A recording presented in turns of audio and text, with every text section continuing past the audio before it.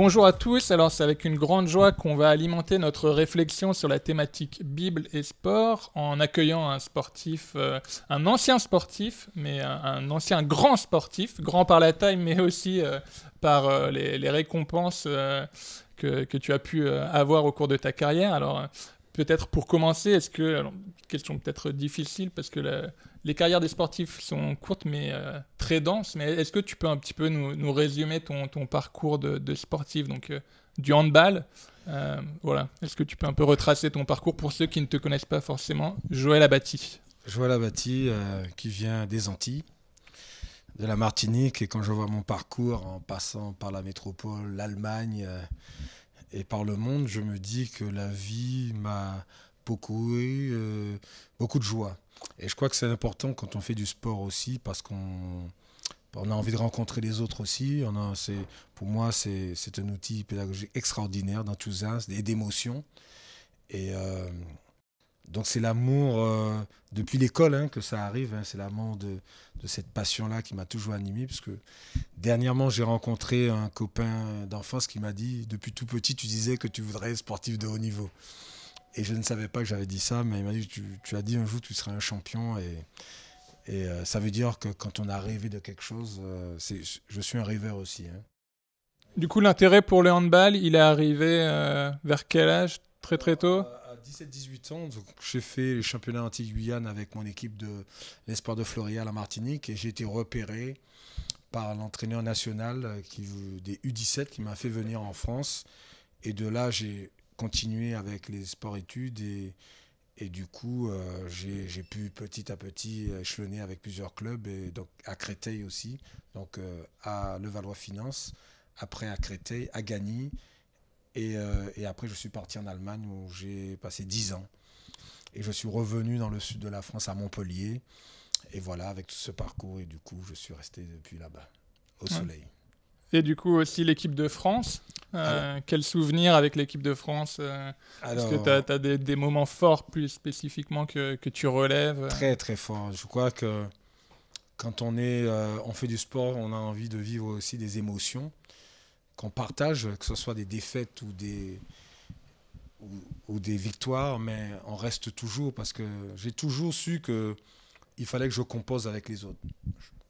Ça arrive toujours, il y a des sports individuels, mais j'ai toujours su que j'aimais gagner avec les autres. La joie était beaucoup plus forte quand on la partageait avec mes potes, et j'ai toujours su que je ne ferais pas un sport individuel, que collectivement, ce serait à ce moment-là que je vivrais pleinement mon sport. Donc avec l'équipe de France, ça a été un aboutissement aussi. J'ai dû attendre, comme beaucoup de joueurs, j'ai eu des échecs parce que je suis arrivé aux portes, et à chaque fois j'étais refoulé, parce que c'est une détermination de rentrer en équipe de France parce qu'il y a de la concurrence.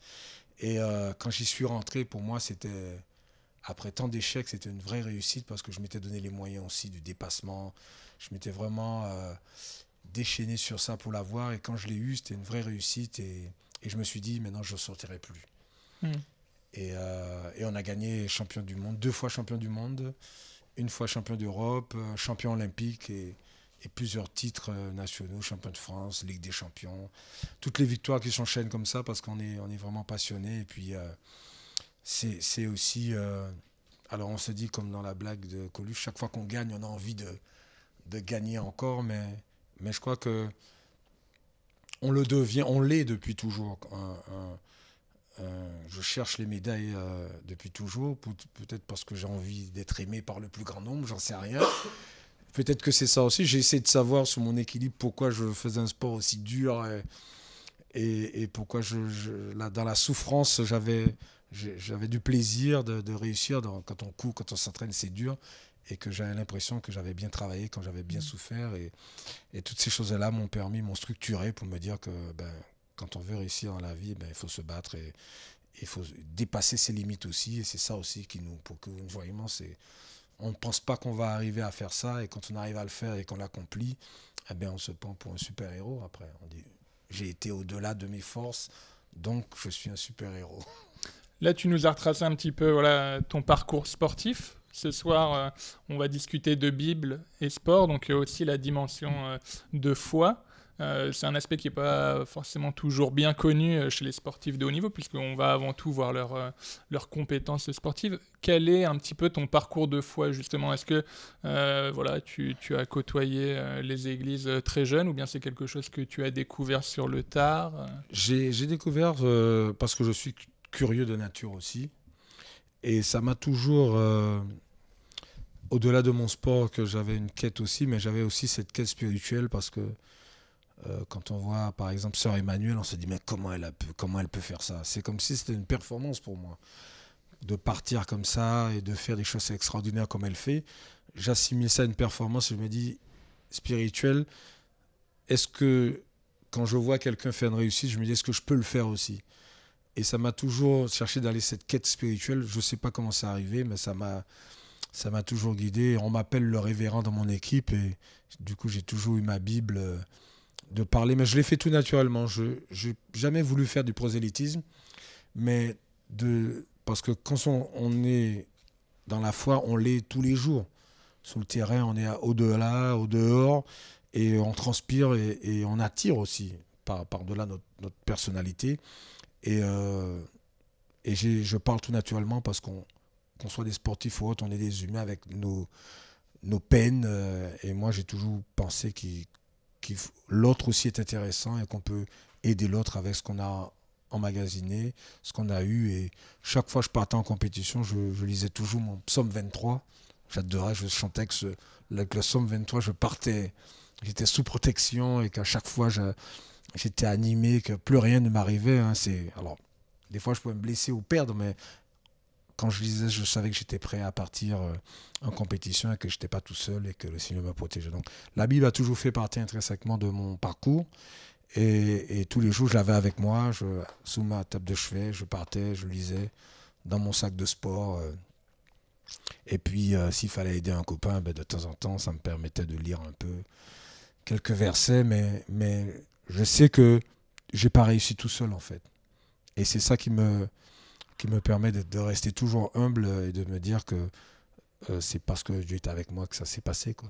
Est-ce que tu peux un peu nous dire voilà, la question de la foi, alors de la Bible pour ce qui concerne les chrétiens, mais est-ce que c'est un sujet qui est tabou ou bien qui est discuté? Comment est-ce que toi, au fil de ta carrière, ça a pu être présent? Alors, comme je dis tout à l'heure, en fait, il ne faut pas forcer les gens à découvrir Jésus. Alors, des fois, dans les comportements, dans l'attitude, on attire, où les gens sont attirés. Je ne sais pas, il y a des sensations, des énergies qui fait que des fois, les gens se sentent vouloir discuter, vouloir échanger avec toi sans pour autant faire du positif. Je ne l'ai jamais fait. Et je n'ai jamais voulu forcer les gens, mais ils ont accepté, à force de me connaître, de me côtoyer, de voir comment je suis au quotidien, ils ont accepté qu'il y ait quelqu'un qui pouvait en parler, qui pouvait discuter de ça, qui pouvait en rigoler aussi, faisait des blagues aussi, et je rigolais avec eux. Et quand c'était sérieux aussi, je pouvais discuter sérieusement et de faire partager ma joie sans éclaboussure, mais montrer que c'était un atout aussi dans ma vie, que quand on a un atout, on a envie de le partager tout naturellement, le faire découvrir sans dépasser les bornes et en restant en toute humilité dans ce collectif. Donc pour eux aussi, c'était un atout aussi. J'ai peut-être une petite anecdote où je me souviens, on perdait, c'était un match important et on perdait pas, mais on avait fait quelques mauvais résultats et du coup, il y avait un match important et l'entraîneur qui vient me dire c'est maintenant qu'il faut prier, c'est maintenant qu'on a besoin de ton Dieu pour nous faire. Alors je dis mais non, mais Dieu va pas t'aider à ce moment-là, ce serait pas juste. Et j'ai quand même prié un petit peu quand même, je dirais. Je l'ai fait parce que l'entraîneur qui me demande ça, j'ai trouvé ça tellement drôle en même temps et peut-être une révélation de dire que même si on n'en parle pas tous les jours, certains y pensent et dans les moments peut-être dur où on a réellement besoin, ça peut être là, mais ça peut être dans d'autres circonstances. On fait appel, et il y en a d'autres encore, quand il y a un malheur, quand il y a un décès, on peut venir vous dire des choses. Est-ce que tu peux prier avec moi discrètement? Parce que les sportifs sont discrets sur leur foi, mais il y en a aussi qui ne se révèlent pas, mais ils m'ont dit, en plein échauffement, est-ce que tu peux prier pour moi? Je viens de perdre ma tante là, on s'échauffait, quoi. Et pendant qu'on s'échauffait, je courais, je priais avec lui. Personne ne l'a su. Et on n'a jamais parlé de ça, mais pour dire que dans ces moments-là, il faut être présent aussi. Même quand il y a un match à faire, la réalité des choses nous rattrape et fait que la foi est en nous et partout à la fois. Eh ben, un grand merci pour ce que tu as déjà pu partager. Si vous êtes frustré, tant mieux. Il y aura encore une autre séquence où vous aurez l'occasion d'écouter Joël évoquer ce thème de Bible et sport. Et donc, voilà, retrouvez la suite dans les prochaines vidéos.